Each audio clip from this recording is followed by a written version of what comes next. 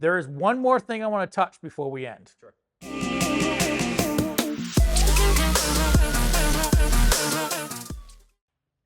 So the one last thing I want to talk about is the legislation that came out a couple months ago that they were going to ban these DJI, specifically drones that are out there. And I would say 70%, if not 90% of a lot of EMS services, and I'm talking EMS, fire, police, and ambulance services, use DJI products or some kind of foreign products.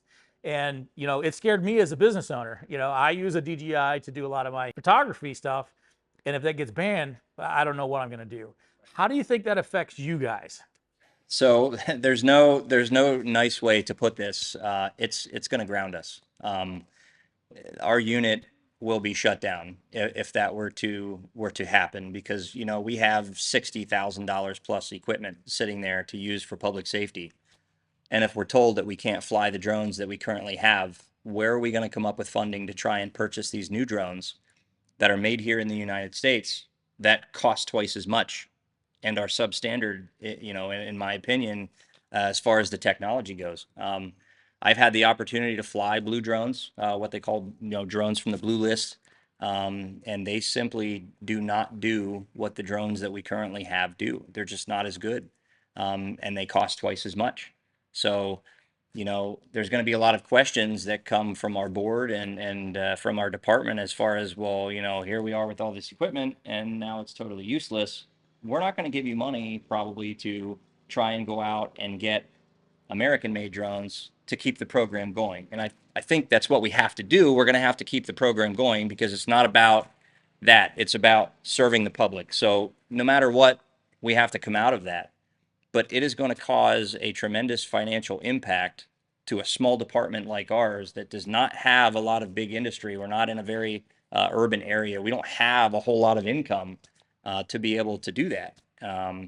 As is most of the departments in our task force. I mean, we all operate DJI equipment. The entire task force for that 5 county area, for half of the state north of us, you're not going to have any coverage from UAS because we can't fly them, and even departments outside of that. So, I mean, if you think about it, broad scope across the United States, about all of the departments that operate DJI equipment, and there are some very large departments that operate DJI equipment, all of that is now useless. And that is all money that was very hard for those departments to get, and a lot of man hours put into these programs that are going to be null and void. And I don't understand why they're not taking a look at that. So in that token, I know specifically I have reached out to our local Pennsylvania legislators. I have expressed our concerns to them. We've met with them in person and talked to them about the problems that it would create for us. We've reached out to the senators in DC. I have sent letters to them to let them know that this is very bad for our area. This is not something that we want to see.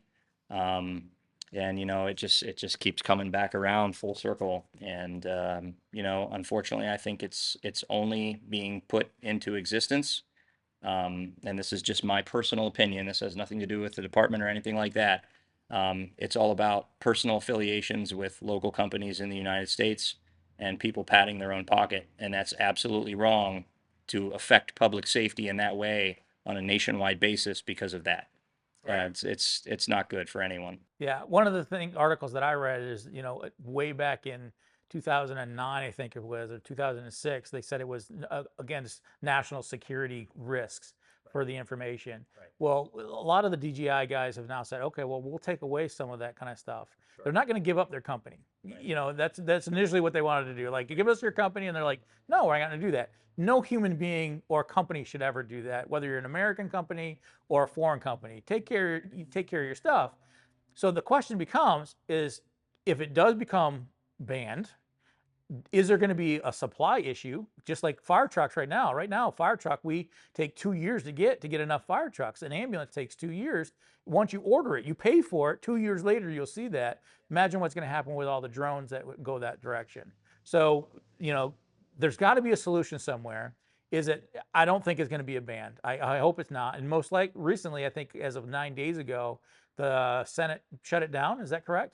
It's been tabled. I don't think that they've completely shut it down, but I know that they've drawn back on that. But we've seen this happen before.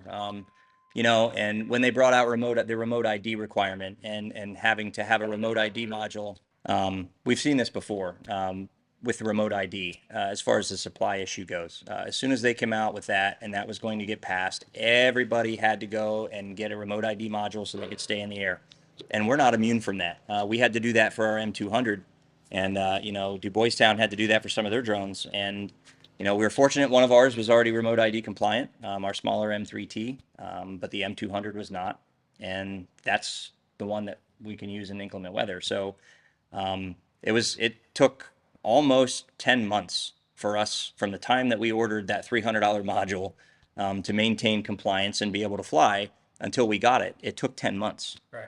What do you think is going to happen when you know, these US based companies are trying to produce drones that are much more finicky, take much more time to produce, when everybody has to go out then and then buy those? I mean, it's just a bad look all the way around. Yeah. Yeah, I think there's definitely a different way to approach this. I understand national security risk, you know, and what they were concerned about way back Sure. then. But there's got to be a way to communicate and, you know, mediate a lot of that kind of Well, stuff. I mean, I agree with you. I'm an Air Force veteran. I served 8 years active duty all over the world. And, you know, national security is something that's always going to be near and dear to my heart, but I just don't buy it. You know, we have all of these cell phones and everything that are produced in other countries and all these other electronics that are in people's houses and Amazon Alexa. Okay. I'm going to use that as an example. They're probably produced in China. They listen to everything that's going on. That's much more invasive than what we're doing with a drone, but those are okay. Right. I don't buy it. There's something not right about the way that this is trying to be pushed through. And, you know, national security should always be at the forefront. We're going to use this equipment to assist with national security when required to. But you know, I think that DJI as a company has really stepped up and said, okay, if that's the issue that we have, we're going to pull back some of these features that we currently offer to make us compliant. And I think that's a really big show of good faith to say, look, that's not what we're here for. That's not what we're trying to do.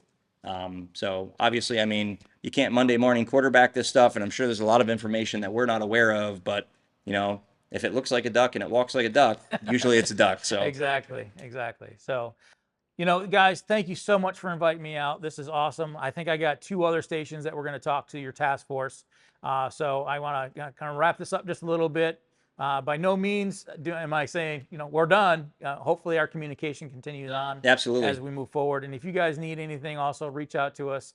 You know, the viewership out there has been fantastic. They've been growing tremendously, and they're all willing to help too. So if there's anybody right now that is, you know, involved in the drone program and you have information that you want to share, go ahead and make a comment below.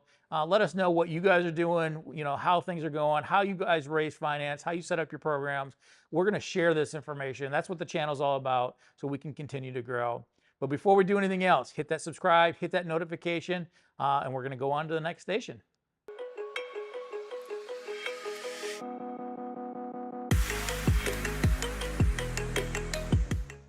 Welcome back to Heroes Next Door. Thank you for joining us for another Station Rigs. Today we are down in Wildwood, New Jersey, and we're at the fire convention in the state of New Jersey.